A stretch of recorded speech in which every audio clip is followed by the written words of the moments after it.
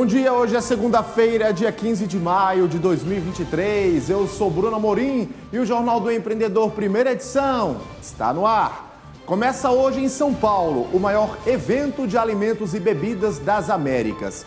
A Agência de Fomento vai capacitar 300 moradores de favelas de todo o país. As aulas começaram com alunos refugiados e imigrantes. E numa entrevista ao vivo, vamos esclarecer dúvidas sobre negócios que funcionam dentro de condomínios residenciais. Tudo isso e muito mais você confere aqui e agora, no Jornal do Empreendedor, primeira edição.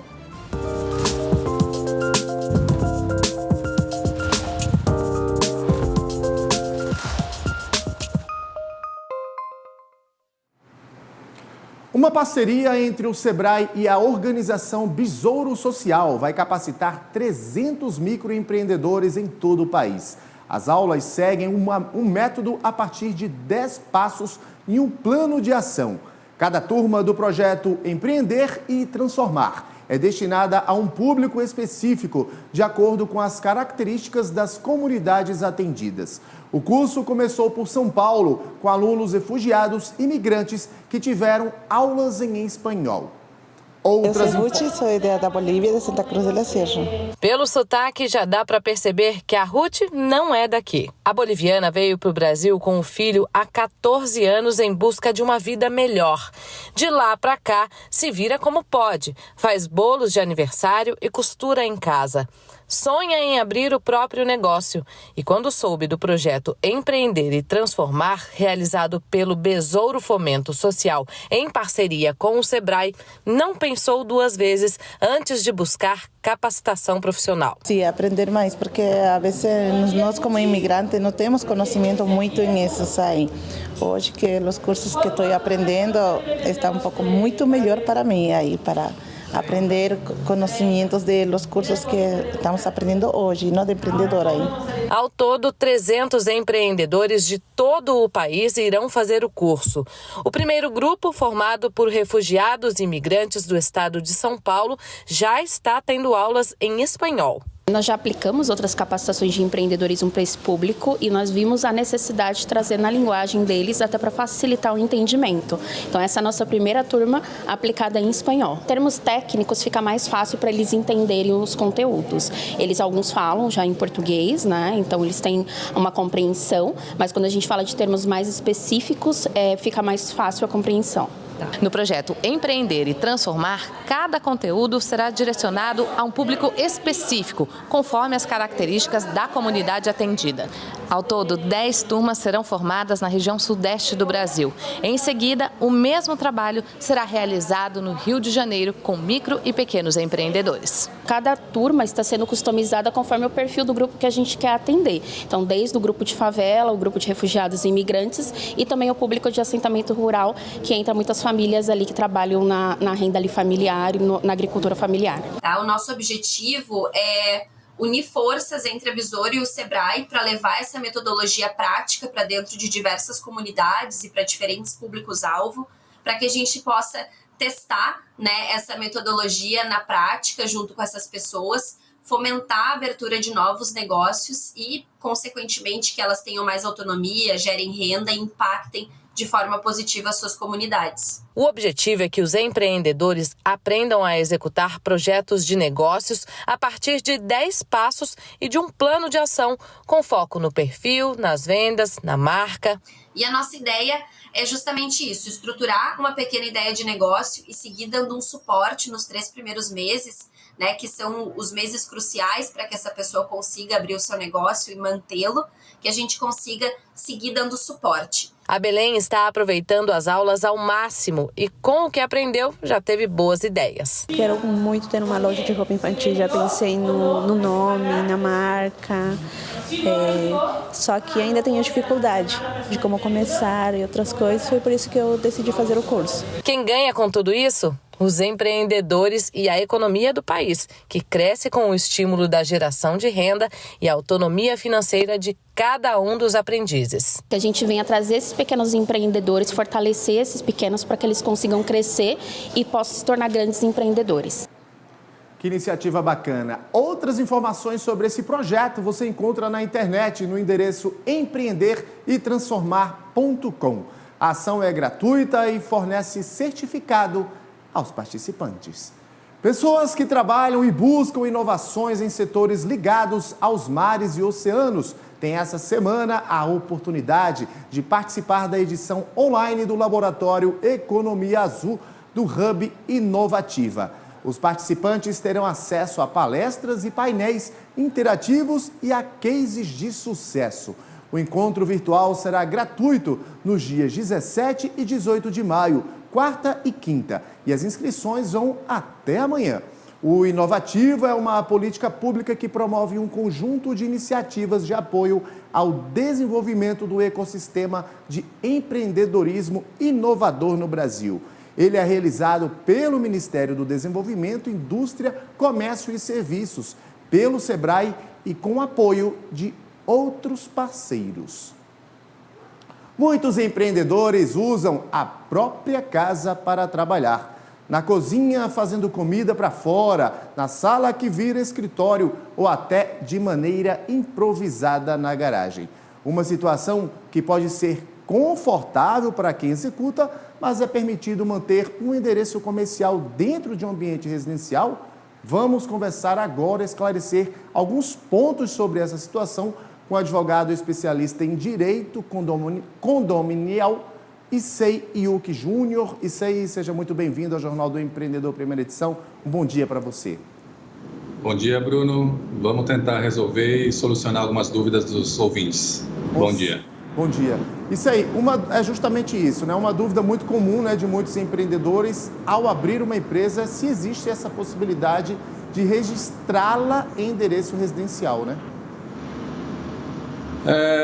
O que acontece? A legislação brasileira, ela permite o exercício de atividades comerciais dentro das residências, principalmente nos condomínios, contanto que ela não tenha um desvio de finalidade, que ela seja utilizada, assim, praticamente para a moradia. Mas, por exemplo, a questão do home office que ocorreu agora na questão da pandemia. Muitas pessoas foram para dentro dos condomínios residenciais e continuam até hoje realizando a sua atividade comercial, mas depende também da atividade. Entendi. Agora, como é que o condomínio deve lidar com esse tipo de situação? Por exemplo, isso aí, quem faz quentinha e trabalha com entregadores de aplicativos, a gente sabe que fica aquele entra e sai danado, né, na portaria. Como é que o condomínio deve lidar com esse tipo de situação? Então, com relação a, por exemplo, esse exemplo que o senhor deu agora com relação às quentinhas.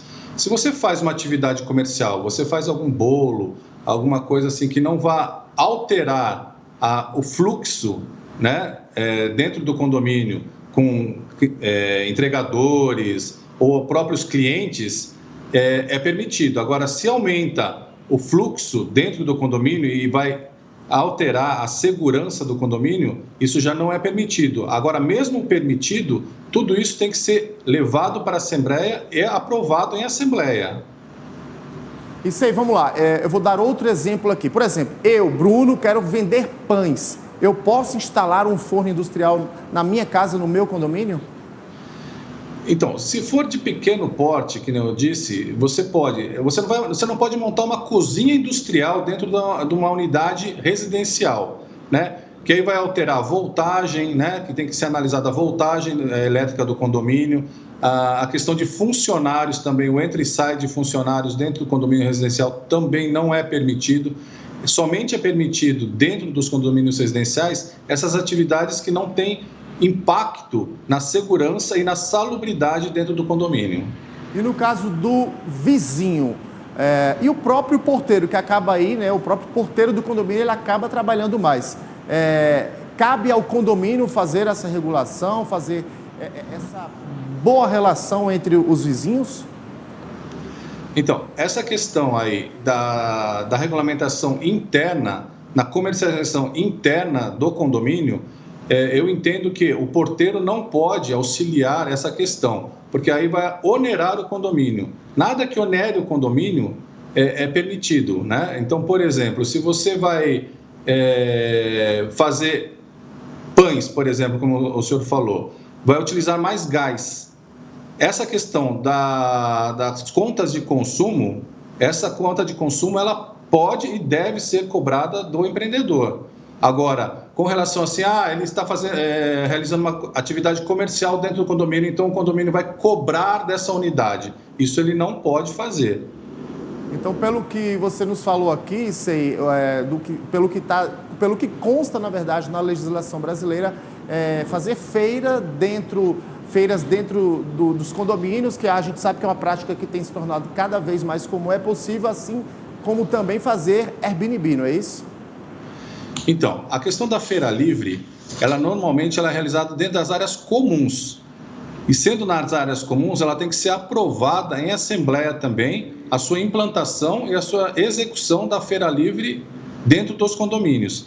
Com relação ao Airbnb, é um pouco temerária essa questão, por quê? Ela já se enquadra quase, não estou falando que mas ela se enquadra quase como uma questão de hotelaria.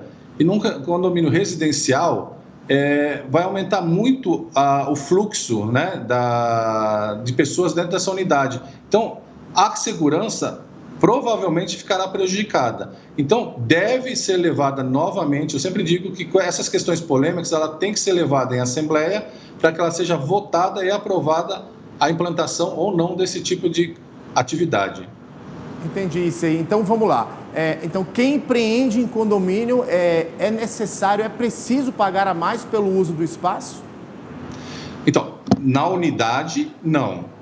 Na unidade, não. Agora, se for uma questão da área comum, por exemplo, que vai ser implantado, por exemplo, o que está muito em alta hoje nos condomínios é a questão do mercadinho, né?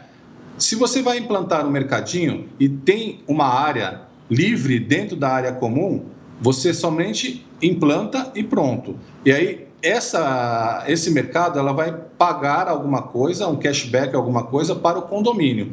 O morador, dentro da sua unidade, ele está realizando alguma atividade dentro da sua unidade privada, não é autorizado a cobrar nada dele, somente as contas de consumo. Então, nesse caso, eu quero empreender no meu condomínio, basta eu só avisar o síndico que estou ali empreendendo, tocando um modelo de negócio, ou isso também precisa ser levado para a Assembleia, isso aí? Nas áreas comuns, tudo tem que ser aprovado em Assembleia. Dentro da sua unidade, aquilo sendo permitido, não alterando a destinação do imóvel, que é o residencial, ele não há necessidade de ele solicitar autorização ou não, dentro dos limites da sua unidade. Nesse caso, isso aí, eu acho que o melhor caminho seria os espaços de coworking, né? Que podem ser aí uma solução, correto?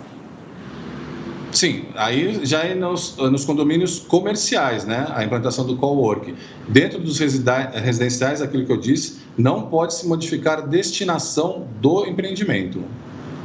Final, para quem está nos assistindo, para quem quer empreender, para quem não quer gastar com espaço físico para pagar aluguel, outras despesas que a gente sabe que são muitas, pode sim empreender, mas aí vai depender do modelo de negócio que você está querendo abrir e, claro, tudo ali de acordo com as normas, com a assembleia do condomínio, correto? É isso? Isso, sempre respeitando o regulamento interno, a convenção, né? Agora, essas atividades mais que não tem grande fluxo de pessoas e não afeta a salubridade do condomínio, tais como contador, advogados, né? Essa questão, ou artesãos, essas questões não há necessidade de aprovação do condomínio. Issei Yuki Júnior, quero agradecer aqui a sua participação ao vivo com a gente no Jornal do Empreendedor, primeira edição. Mais uma vez, um bom dia para você. Eu que agradeço, bom dia e espero ter esclarecido algumas dúvidas. Obrigado. E no próximo bloco, você vai saber o que motivou a queda no varejo em abril. Eu volto daqui a pouquinho. Não saia daí.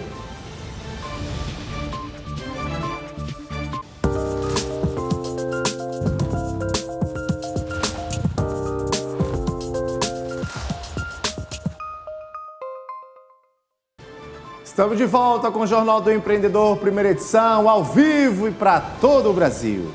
As vendas do varejo físico registraram queda de 7,7% em abril. A comparação é com o mesmo período de 2022. Dos 7 segmentos avaliados, o único que apresentou alta foi o de artigos farmacêuticos, com 3,2%. Já no recorte estadual, apenas o Acre e o Amapá tiveram alta no comparativo anual. O índice Stone Varejo aponta como causa da desaceleração os feriados prolongados, que afastam os consumidores das capitais e impactam os resultados do comércio físico. E quem compra no atacado sabe que vai pagar menos do que se comprasse num supermercado normal. Só que no atacado tem que comprar em quantidade e muita coisa acaba estragando em casa. Os comerciantes perceberam o problema e resolveram se adaptar. Na capital paulista será realizada a 37ª edição da APAS Show, feira supermercadista e de bebidas e alimentos, entre os dias 15 e 18 no Expo Center Norte. Também em São Paulo, a feira Nova Expo Católica, voltada para o segmento religioso, vai de 18 a 21 de maio no Pro Magno Centro de Eventos. Em Blumenau, Santa Catarina, a FENAABIT, voltada para a construção civil e arquitetura, será realizada de 18 a 21 no Parque de Exposições Vila Germânica. Em Gramado, no Rio Grande do Sul, o Salão Internacional do Couro e do Calçado vai de 22 a 24 no Serra Parque. E a cidade de São Paulo recebe a Feira Hospitalar, que reúne expositores do ramo da saúde. Ela vai durar 4 dias, a partir de 23 de maio, no São Paulo Expo.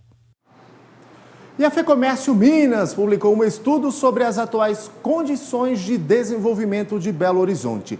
O documento faz um diagnóstico das oportunidades e desafios para a cidade, baseado em tópicos como ambiente de negócios, turismo, situação tributária e infraestrutura. Sobre o ambiente empreendedor, a FEComércio sugere medidas que melhorem o ambiente regulatório, além da promoção da cultura empreendedora e o fomento das políticas públicas para a qualificação da mão de obra local.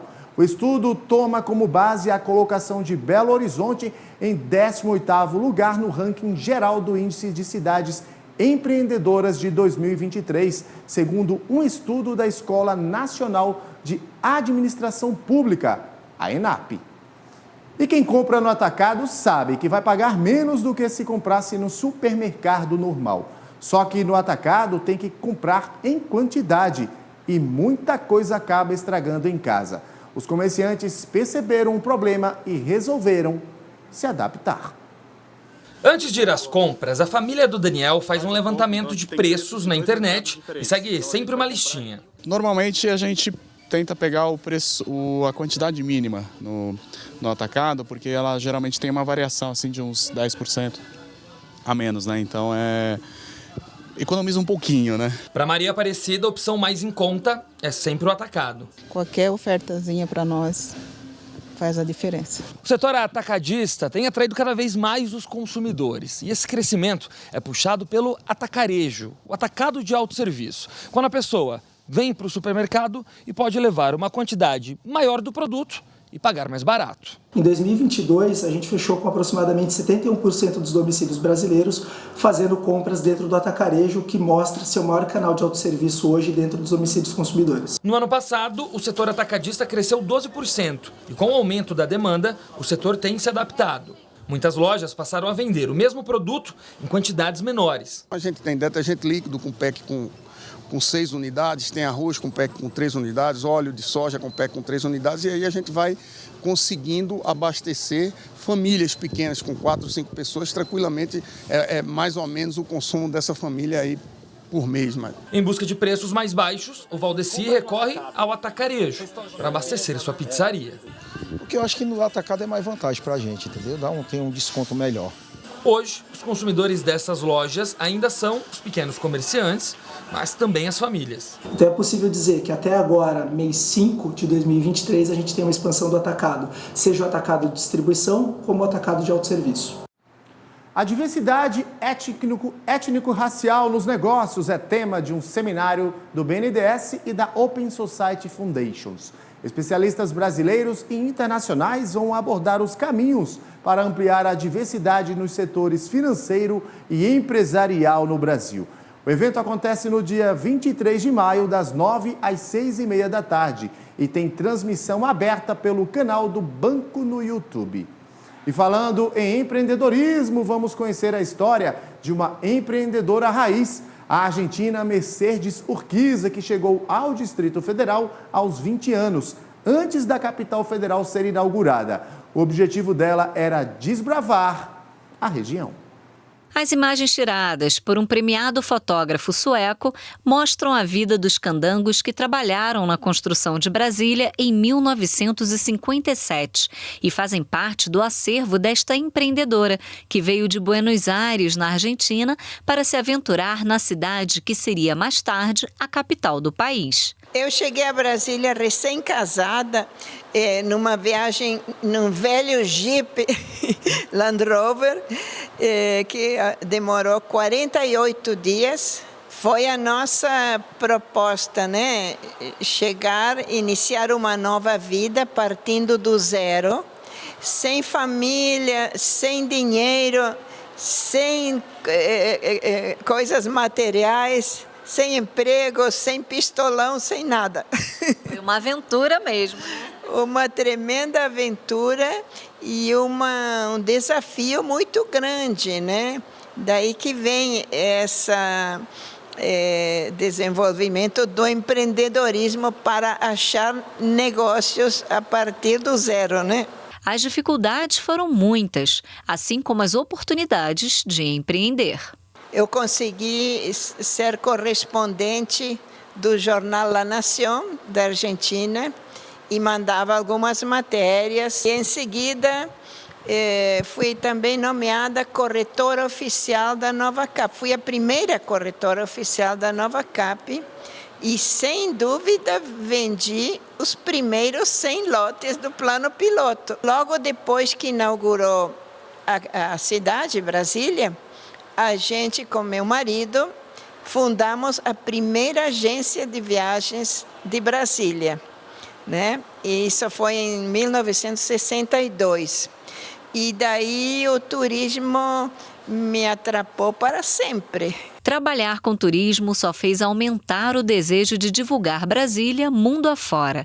A exposição retrata o início de tudo e os 2 livros escritos por ela detalham as histórias. Minha maior ambição é levar a história de Brasília, inicial e atual, para o mundo inteiro. Bom, é uma ambição muito grande, né? Mas já levei para 60 países. Com visão empreendedora, Mercedes trouxe, através da arte, a história da construção de Brasília.